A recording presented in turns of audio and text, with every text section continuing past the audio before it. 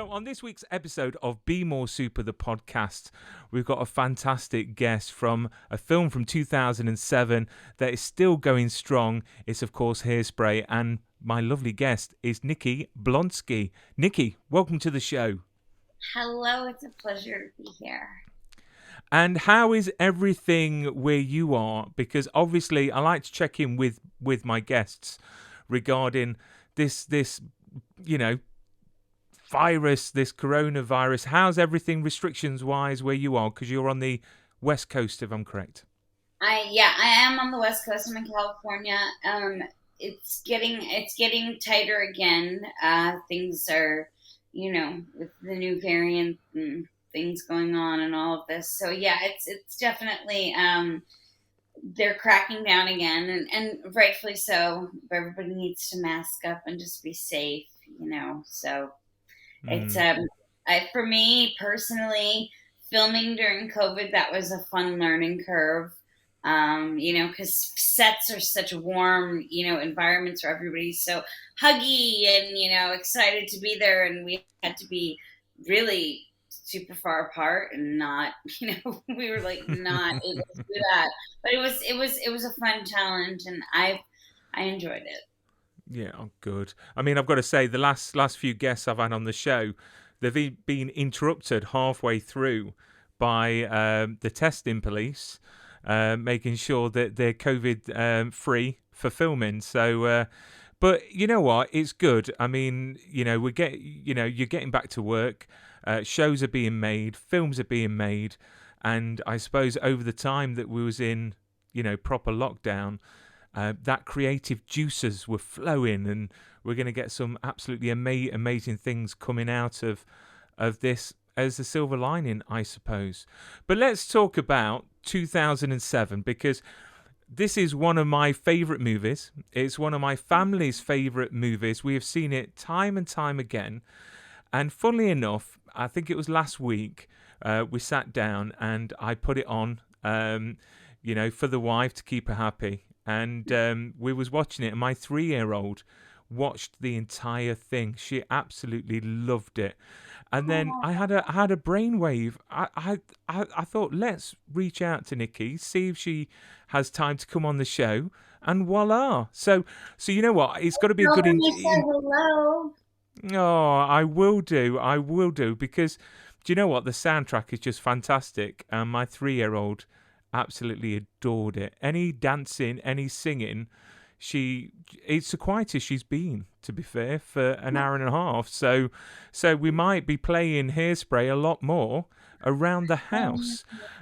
So why do you think, Nikki, the film is still so popular, and it's got a very cult following, and them songs never go away? I think that's just part of the magic of Hairspray is the music. It's so catchy, and it has these amazing messages, and they're told through such vibrant, fun, exciting songs that make you want to dance. But the magical part about Hairspray is, while we're doing all that and all its bright colors and exciting stuff, you're also getting these really, really, really important history lessons and messages. And I think that's the magic of Hairspray, is you get these really important messages just through a really fun vessel. And I think that's why it works. And I've got to say, having my 3-year-old daughter watch it, obviously I think she's a bit too young yet to understand, the underlining subjects the film is about. But you know what? Being a parent, being a father, watching it for the first time while having kids, I've got to say it's an absolutely amazing film to get your kids into to look at those subjects that shouldn't be taboo. It should be normal. We shouldn't see race, gender, or anything like that. So I think looking at it now through different glasses, I've got to say it's a superb movie. So you back in it must have been 2005, 2006. You went for the audition of Tracy Turnblad.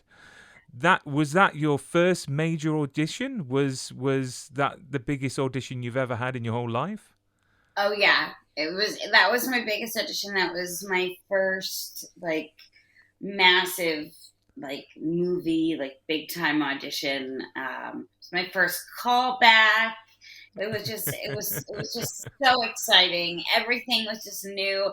I was 17. I had just turned 17, and don't send in any tapes. I sent in a tape.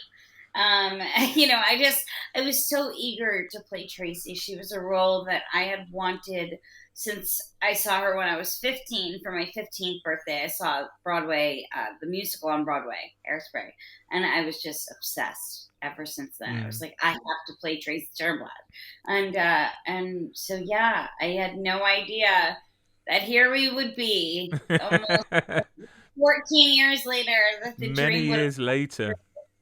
Yes, and Yeah. I'm just so incredibly thankful that it still has legs and people still love it so much.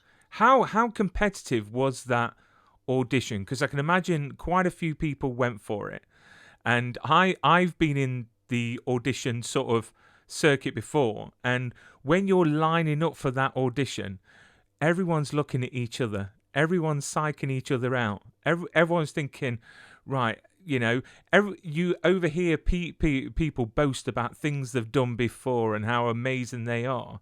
I mean, did you hear all that? How competitive was it Oh, during the audition?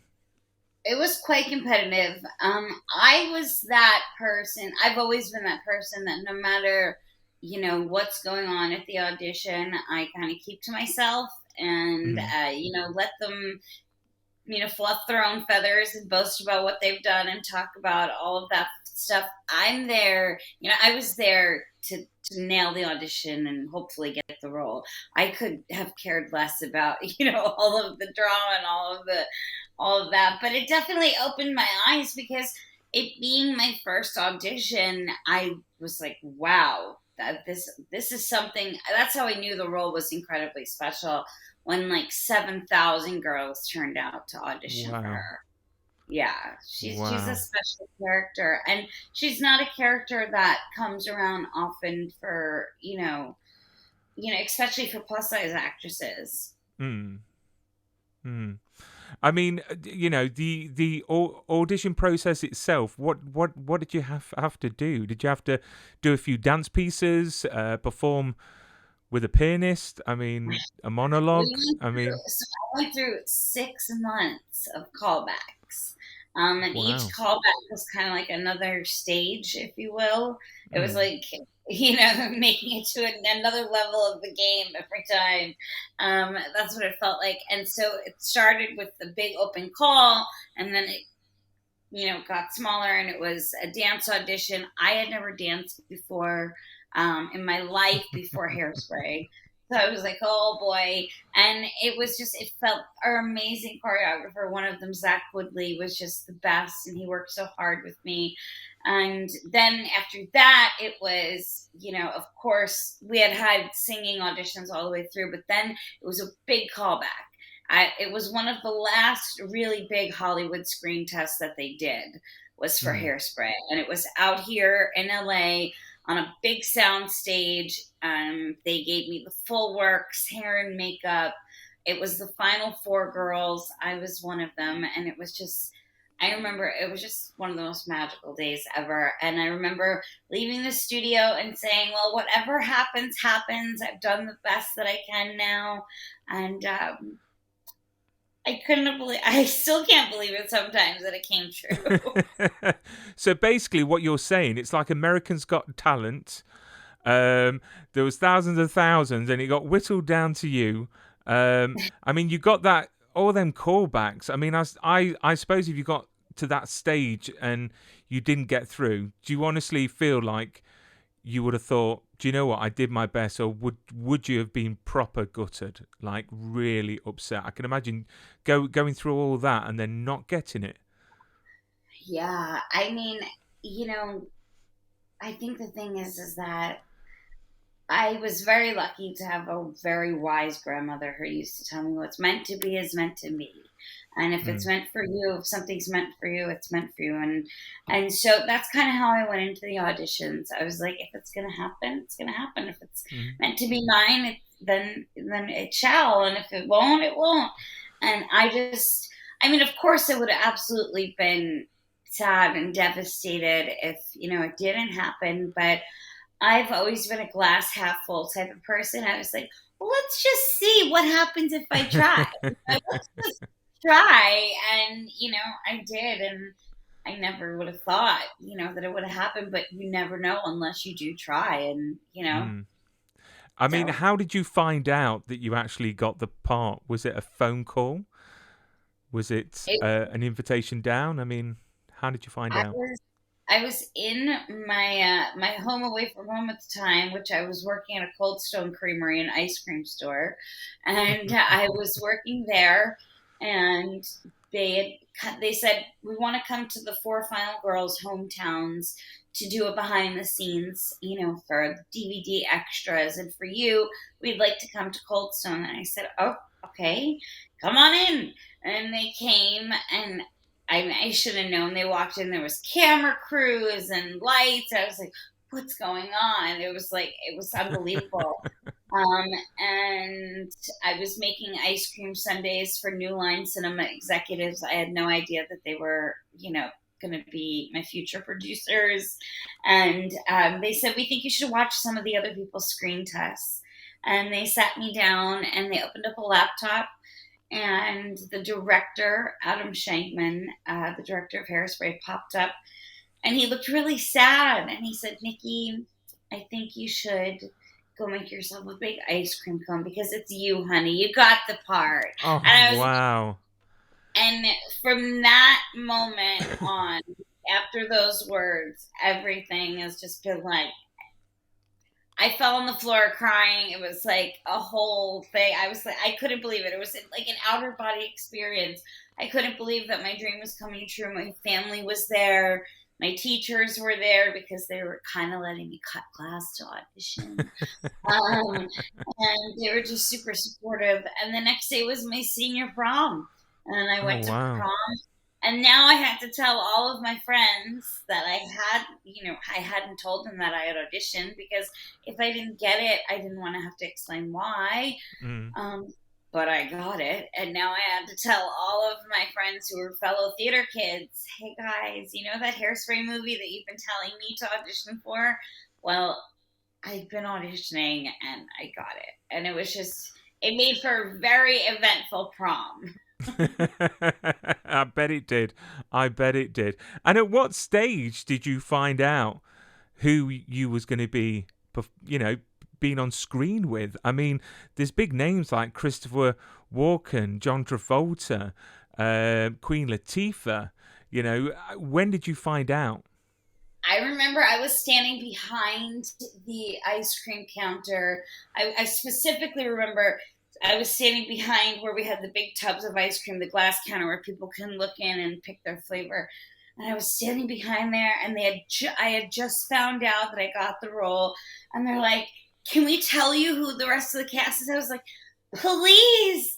And they said, well, okay, get ready. They said, your best friend is going to be Amanda Bynes. And I was like, no way. I loved her ever since I'm a kid. Like, the Amanda show was everything.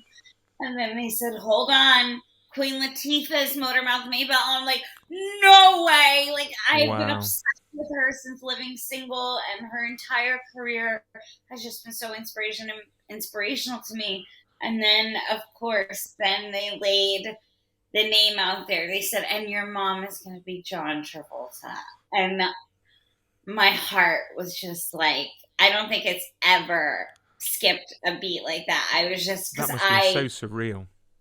He has been one of my favorite actors ever since I'm a little kid. Look Who's Talking has been one of my favorite movies. My favorite movie ever is Saturday Night Fever. So I was just like blown away that I was gonna get to meet him, let alone play his daughter. And we just, I was just so excited. It was an incredible moment. I just remember. And then as the time went on, the rest of the cast was cast, and just, it was incredible. Allison Janney, Michelle Pfeiffer. It just went on for days, just the fun that we had. It's just surreal. You go for this audition, and then you end up sharing the screen with all these living legends. I mean, did you have a table read of the script at all? And what was that like? That must have been such a surreal thing. I bet you had to pinch yourself that you were looking around this table thinking, wait a second. Yeah, I walked into our rehearsal room, which was about the size of an airplane hangar. It was huge. And there was a big, like 4 huge tables all together. And they had everybody's names on cards and the roles that they were playing. And I remember walking in, and right dead smack in the middle, it says Nikki Blonsky, Tracy Turnblad. And I'm like, oh my God, that's me.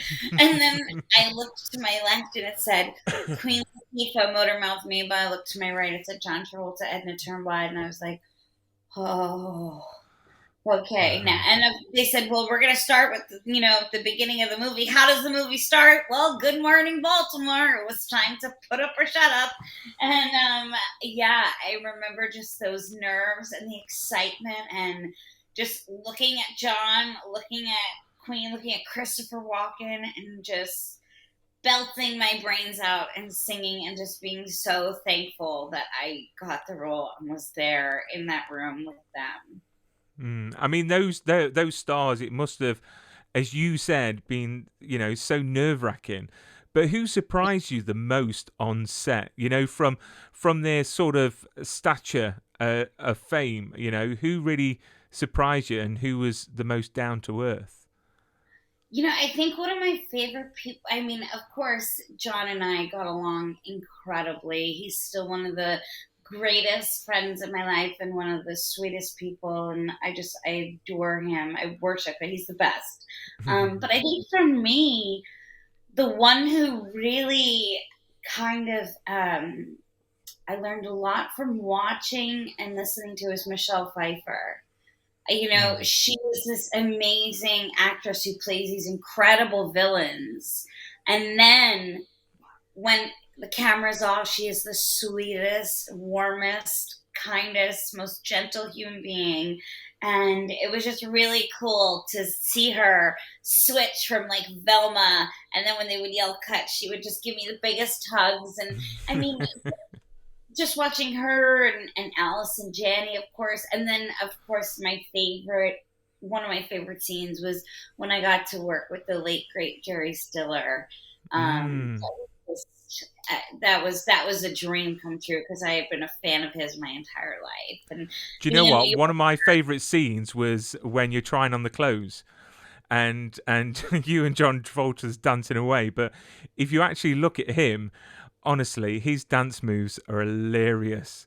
Honestly, my wife was just hysterics, and he seems such a character. And of course, he starred in the original movie itself as well. So it's a bit of a legacy for the show.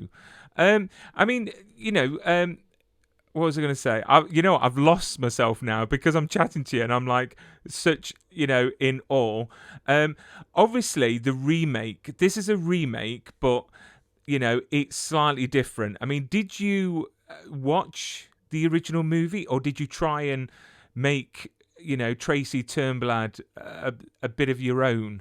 Because obviously it was originally portrayed by Ricky Lake in the original with Divine as the mum. I mean, did you try and avoid it, or have you seen that movie quite a few times? Oh gosh, I've seen it a bunch of times. I'm a huge Ricky Lake fan, like massive. Ricky has always been a very, very big inspiration to me. Growing up, the way that Tracy would run home and watch the Corny Collins show, I would run home and watch the Ricky Lake show. Like Ricky Lake was my Corny Collins. I loved her. And I think, the original movie was so fun, and John Waters he's so incredible, and his creations are just brilliant. And so to marry his original idea for Hairspray with the music of Mark Shaman and Scott Whitman, who wrote it for the Broadway show and have written numerous other amazing Broadway shows and Mary Poppins and you name it, you put those two things together, and I think, and you added a little bit of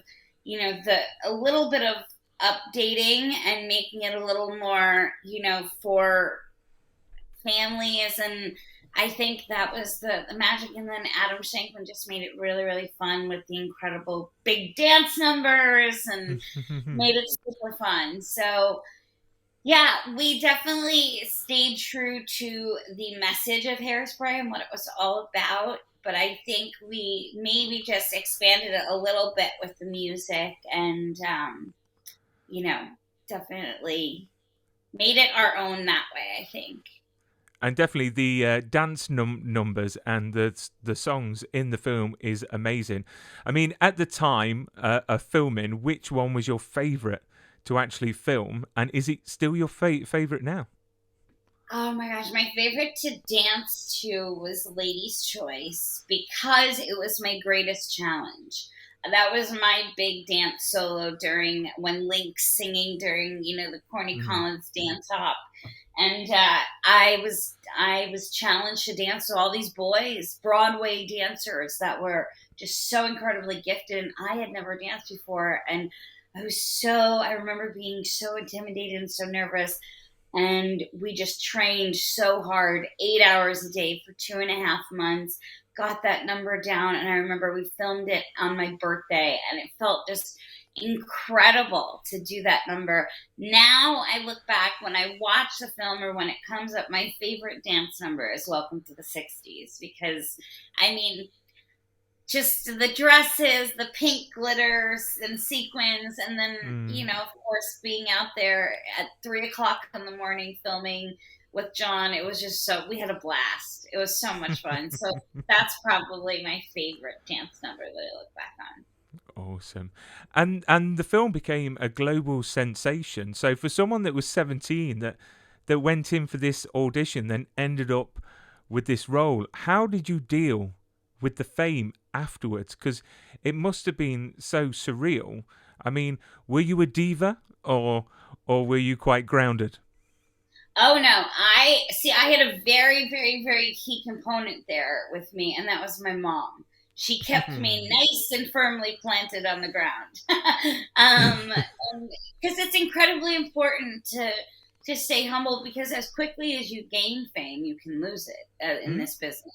And I've learned that you have to, keep it a mainstay and keep it alive with your work and what you do and what you put out. But no, I was not a diva. I was so excited to do every single interview. I still am, because I love to talk about it. It was an amazing experience, and heck, my dream came true. So why not talk about it? And it's going to live on forever, because people are still loving it to this day. And it's being played still, I'm sure, in households across the globe. So do you ever get sick of Good Morning Baltimore? And are you ever going to say, do you know what, I'm not going to sing that anymore? Because it's an awesome song. Did you film it? Sorry? Oh, it's a fun song. It's a really fun song. And did you film that in Baltimore itself then? So no, we filmed everything in Toronto, Canada. That first scene was filmed over Baltimore just to get the overview, but everything else was filmed in Toronto, Canada. I don't think I'll ever get tired of Good Morning Baltimore, and I'll tell you why. I remember that was the first song that I heard when I sat down in the theater to watch Hairspray at 15. And from the first, I was sold. I was like, who is she? Who is this girl? And she's singing and she's dancing, and that can be me. So I will never, I don't think, tire of Good Morning Baltimore, just because it just triggers such an amazing memory in me. And it's the song that, kind of got me up and running and off into the world, into my career. And do you know what? I really regret not, because I went to college for performing arts and I did quite a few shows, and I did Cabaret, which was awesome. And I played Clifford Bradshaw, the main lead in the show. And I was really gutted that we never got a chance to do Hairspray, because that would have been awesome. Well, when I was younger anyway. I'm a bit too old now. Probably I could play the dad or the mom. Who knows? No, Courtney Collins, you would knock it out of the park. Oh, bless you. Bless you, cotton socks. So, what was I going to say? So what memory Sorry, I was thinking about Baltimore because I've been to Baltimore and I got lost with the GPS once. And no. literally, yeah, I was at these lights and literally I looked around and I was in a 70s episode of Shaft. Honestly, on the corner, there was a guy with a big afro in a 70s outfit. There was a couple of women that obviously, I don't know what they were doing, but I wasn't going to wind down my window. And I just felt so unsafe. And I was in a brand new BMW as well. And I was like, please get me out of here. I was trying to get to the Baltimore Ravens Stadium, but thankfully you weren't recording there because the truck that you was on. Yeah, yeah. So looking back, I mean, what memory sticks with you the most out of your whole experience of being in that production?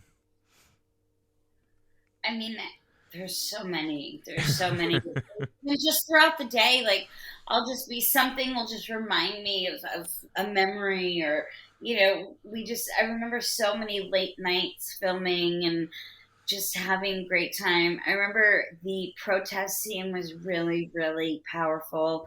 Filming that with Queen Latifah. I think for me, having everybody together during You Can't Stop the Beat, like finally every single person that was in the movie is there. We were together, and I mean the energy was just palpable. Like if everybody thinks that they had fun watching it in the theater, we had a million times more fun like making it. We were just having a blast, and it was just so cool to see everybody come together and sing this amazing song and be all in dance and in unison. It was incredible.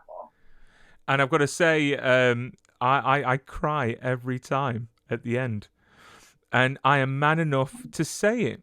I really am. My dad always said, there's nothing wrong with a bit of a tear because it's so moving. It's so happy.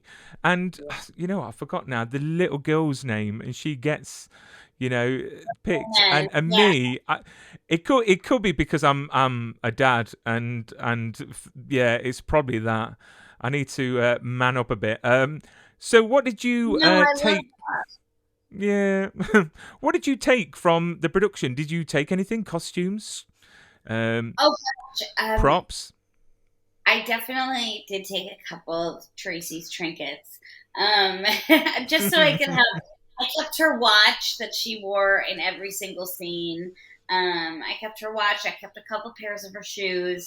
So yeah, I have a couple little pieces that I have saved away just for myself, just so I could leave them for future family members in the future. Just pass them down and just be like, here's a cool memory from my life. That is. And I tell you what, they're probably worth a lot of money because the honestly, I am not joking. The sponsors of my show are based in LA and in London, and they're called Prop Store, and they basically deal with screen use props and costumes. So you'll be surprised on what things go for. So if you ever need to fund a project in the future, that's lovely. Sorry about that. My Siri just came up on my Mac. Yeah, you can sell a pair of Tracy's shoes. Who knows? You can buy a house maybe. So the next thing I wanted to move on to is from Hairspray, and we're moving on to you, Nikki, because do you know what? I think, getting a chance to speak to people that are inspirational is fantastic. And we're talking about your little message that you did on TikTok. And you've probably been asked this so many times. And you came out as being gay on TikTok. So first of all, congratulations. I get excited. I've got a lot of gay friends that basically didn't come out because of the pressures of their parents and the people around them. And then I slowly realised that I was the only straight man on my performing arts course, which was fine because I went to some awesome clubs, I've got to say. So why then, and why on TikTok? Gosh, I've been a person, I just always go with my gut, and I was just ready. It was time. I felt it inside of me. I was just ready to just be like, hey, this is me. This is what a big part of my life, and what makes me me, and part of it. And here's a clue into my world. And I think over the years people have gotten to know me as the girl who's played Tracy, but they haven't really gotten to know Nikki. They haven't really known what really is all the contributing factors that make up me. And so I think for me, coming out was one of the ways is really identifying myself as me and saying, this is something, this is a part of my life. I'm not Tracy. While I love her and I adore her, I'm Nikki, and here I am. So I think dancing and singing has always been my way of communicating and my way of sharing excitement or sharing news. So why not do it again with another big fun announcement in my life? And so my publicist and I were just talking, and she said, what if we filmed a TikTok? And of course, I'm Coming Out by Diana Ross popped up, and she was like, what about this song? And there you go. There you have it. We filmed it and we put it up and just let happen what was going to happen. And then the world found out, and it was really kind of cool to watch it unravel. And I was nervous. I was excited. There was a ton of emotions. I was like, are people going to accept me? Are they going to be okay? And then I was like, I really don't care. I was like, I am living my truth. I'm happy. And then when I saw all of the kind words and all of the love and support coming in, it just made all of the fear and all of the nerves go away. I mean, wouldn't it be a beautiful world if we got to the stage where people didn't have to come out because there shouldn't be an issue with it? Or, the one thing I'm going to teach my girls, because I've got two girls, is to be them, to be themselves and be happy, no matter who they love or who they are attracted to, as long as they're happy. And that, as a parent, is the paramount. My dad is from a generation where literally, he never knew any gay men because he was in the army and he was very macho. So it was quite entertaining when I brought my friends round home, and they're so flamboyant and so loud, and it was awesome. But no, I mean, it's sad. I mean, I saw that you got a few hate comments as well, which I think, I mean, how do you deal with narrow-minded simpletons that just want to say horrible things? I've been dealing with them since Hairspray. I remember the first hate comment that came through was, why does the fat chick get to make out with Zac Efron? And I was like, clearly you don't know the storyline, okay? Let's do our homework. He's probably jealous. He's probably jealous. Yeah, it's probably what. Yeah. But I've been dealing with these type of comments my whole life about my weight, but to be kind of attacked for something else, and for being just me and my sexuality, it was different, and it was the first time I really experienced that. And I know how strong I am, and the support system around me is, and they were so wonderful. My family, my friends, just there and supporting me. But, I feel for the people who don't have those support systems, because unfortunately so many people don't.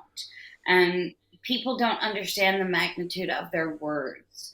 And when you put a hateful comment out there, if somebody's not strong, unfortunately, sometimes bad things can happen. So think before you type, think before you click send, think before you comment. If it's not a comment that you would want to see on your page for you, then don't leave it for someone else. Couldn't agree more, because I think people that are horrible, people that are nasty, I think they're the ones that need to search themselves and to sort themselves out. Because I mean, I've been bullied the majority of my life through, because of my size, and because I had a stutter as well. So I was like prime sort of real estate for the bullies, and it's horrible to deal with. But now I'm older and wiser, bullies are just insecure. They're just insecure, and they inflict harm to make themselves feel a bit more normal or better. Which, exactly right. shame on them. Shame on them, because you know, you in Hairspray was astonishing, and you know, people with hate comments need to just do one, because jealousy, I think, is the key as well. Because when they see someone doing great, they want to pull them down. So what's been the biggest lesson? Well, what I wanted to ask is how is life now that you've come out? I mean, do you feel a lot happier? Do you feel a lot lighter in your shoulders? And do you feel a lot more you?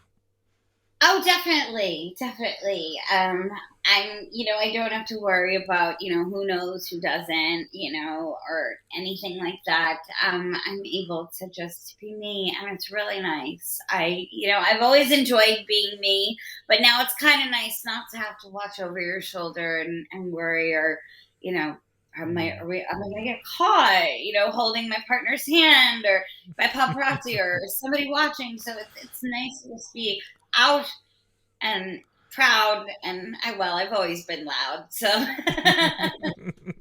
there is nothing wrong with that. I mean, what advice would you give someone that was thinking about, coming out?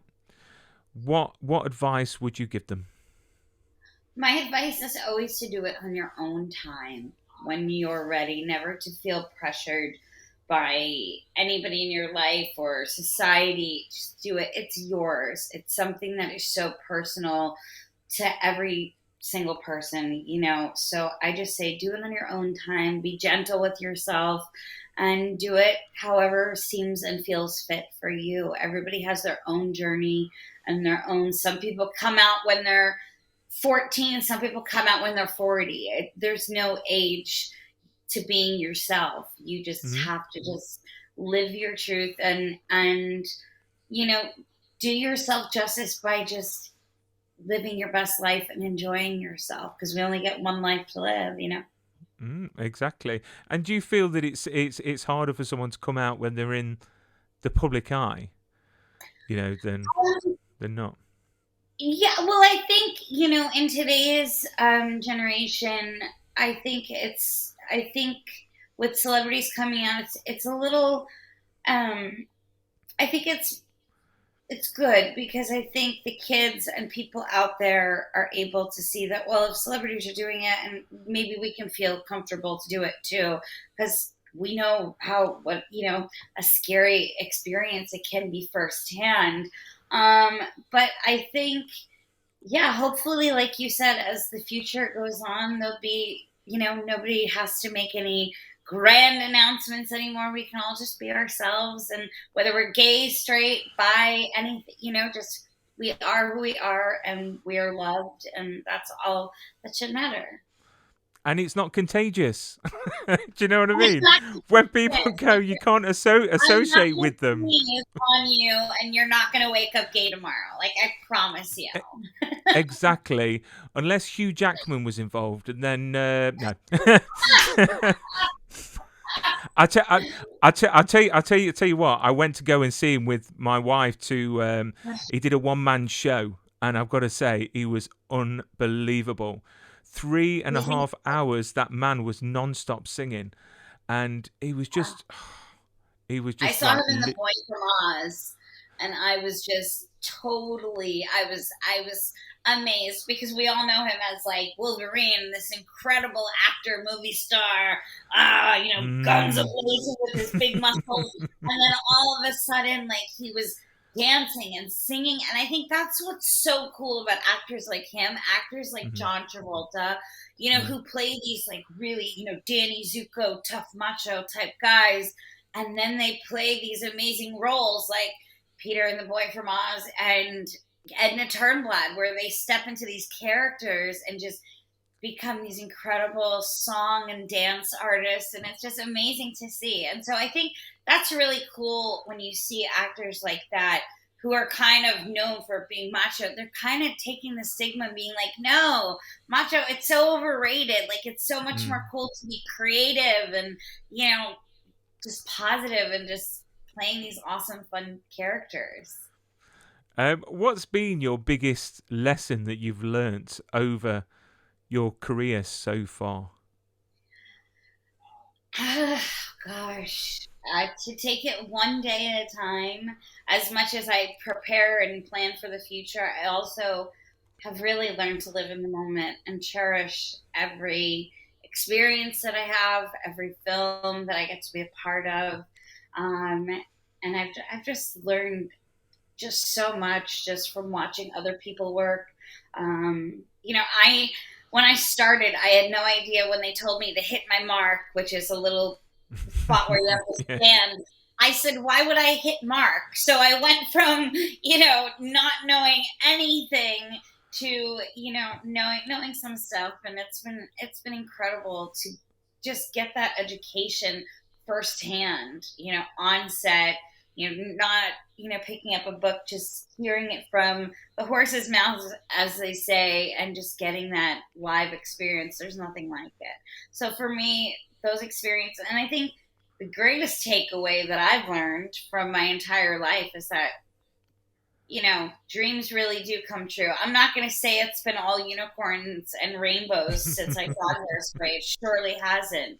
But what I have learned is that you always have to, weigh the good with the bad. And Hairspray has been such an amazing blessing. And I'm just super thankful for it every single day. So no matter what I've, bullies or hate comments or whatever I've dealt with in the past, Hairspray is always just that blessing that just keeps on giving. And I love it. And I'm just glad to be part of the Hairspray family. And it certainly keeps on giving. It really, really does. And I love the idea of it being shared with generation after generation as well. Do you feel a lot of pressure, because obviously that movie was so large? Do you feel a lot of pressure personally, like with stuff that you're doing now, because obviously that was so big? I sometimes do, and then I have to remind myself every experience is different. It's like a relationship. Each movie is like a relationship, right? It's not going to be the same as your last relationship. It's a new experience, and you have to go into it with, open eyes, open ears, and ready to learn. And so while Hairspray was a massive, massive machine, and I absolutely feel pressure sometimes to just continue to live up to that Tracy standards. I mean, there are some days where I'm just not feeling super spunky, and people are like, oh, what's wrong? And I'm like, nothing. And they're like, well, you're not. Yeah, I said, what, singing and dancing? Like, I don't wake up singing and dancing. I hate to tell you. Occasionally. Imagine if you did. Like, literally, you woke up singing and dancing every morning. How amazing would that be? Downstairs neighbors would hate me even more. They already hear me singing Morning Baltimore 60 times a day for my cameos. And they should be paying you for that through the letterbox every time. That's great. You could be their alarm clock. There you go. God. Every single morning. So I've got to mention as well your cameos as well, because you're on Cameo. So if any of the viewers and listeners would like a special shout out, is to search Nikki on Cameo. Do you enjoy doing them? Because you said that you've got to sing over and over again. I think I've done close to, I'm about to hit my 4,800th cameo. Wow. I've been at them for about a little while now, almost 2 years, and it's so much fun just getting to sing those songs, reach out to people, share messages with them. I think Cameo is just one of the greatest apps that's ever been created. It gives people, actors like us, access to our fans. We get to go live with them sometimes via Cameo Live. So it's really cool, and it's a one-of-a-kind experience. And and like I said, Hairspray always just brings me out of, if I'm in a funk or if I'm having a day, I know I have cameos to do. So all of a sudden I'm singing and I'm feeling better. So, it's really cool. I love doing them. And what's been your strangest request? Oh gosh, there have been some really strange requests. I've had people ask me to break up with their partners for them. Like, nope, not doing it. Don't. Wow. I was like, I don't like doing Wow. it for me. I'm not doing it for you. Wow. Um, yeah, so I kindly declined. But then again, I've been part of some amazing days in people's lives, people's wedding days. I've sang brides down the aisle to "I Can Hear the Bells." Like it's been really Oh. cool. So those are the days that you're like, this is really awesome that I got to be a part of somebody's like wedding day, like a monumental to them. And then, then people want you to break up with their significant other for them. It's just all in a day's work. What can I tell you? All in a day's work. I've got to say, it must be so surreal. It really must. And I bet you get a reply straight back to say, "Oh, come on, please, I don't like her." But good for you for not doing them. Quickly, I forgot to ask you as well. Ricky Lake makes a cameo. Do you like the link there? A cameo in the movie at the end, which kind of just say, "My wife didn't realise, and I did." So 1 point to me. Yes. And I, what did you think of you as Tracy? Because obviously that is from one Tracy to another. Well, I was so nervous. They didn't tell me that she was there the day that she was there. And Mm. I walked into the hair trailer and I was just going about my business, blah, blah, blah, talking. And all of a sudden I see her and I just shut the trailer door and just ran. And the PA is running behind me and I hear him go, "Where are you going?" And I said, "Ricky Lake's in there. I cannot. I am not ready. I'm not ready. I like things need to happen. I don't know what needs to happen, but I'm just like I was freaking out inside. I was so excited to meet her. And I hear, "Get back in here." And I went in there and I met her and she was just the kindest soul and I adore Ricky. And so it was super cool. We've had many wonderful experiences over the years together from the whole Hairspray bond. And yeah, she was super cool to work with. It was so amazing to see her as Tracy and then have her make the cameo in our movie. It was very serendipitous and That is it was awesome. it was wild for me to be playing Tracy, watching the person that I idolized growing up, looking back at me. It was amazing. That's an awesome experience.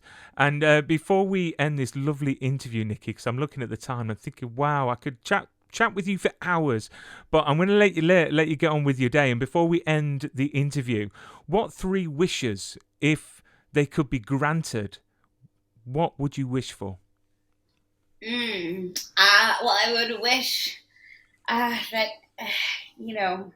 COVID has a way of seeing itself out, and that there's just everybody just gets back to some type of normality, and that everybody's healthy. That's my wish.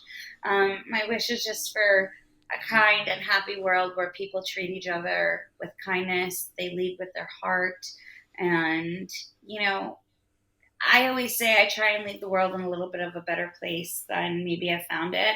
So it's not that I found it in a bad place. Something doesn't have to be necessarily in a bad place or bad to want to make it better. So I just want people to just do their best every day. And, of course, I would love some more fun roles like Tracy Turnblad. I would love it. Which, you know what? You never know. You never know. And that phrase, leaving the world a better place than you found it, is such a good saying. Christopher Reeve, who's one of my idols, who was the original Superman, his son actually wrote me a letter because I was asking him what sort of father he was. And he said that Christopher Reeve would say, leave the world a better place than you you came into the world as, but he also said, give more than you take, which I think is a very, very good saying, because again, there's a lot of selfishness out in the world, and we just need to have a bit more love and a bit more hugs. I mean, that's the thing with coronavirus, you can't hug anyone. I And know.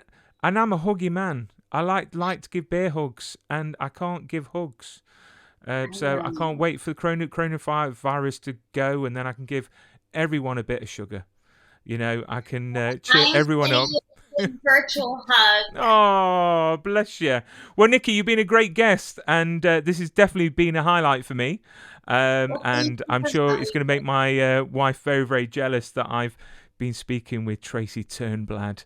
And, give her my best and tell her she has a lovely husband. Oh, bless you, bless you. Look after yourself, keep safe, and keep doing what are you doing, because it's amazing. And I will share all your Instagram and Twitter and Cameo info along with this video. So thank you so much, Nikki. Look after yourself. Thank you so much. Have a great afternoon.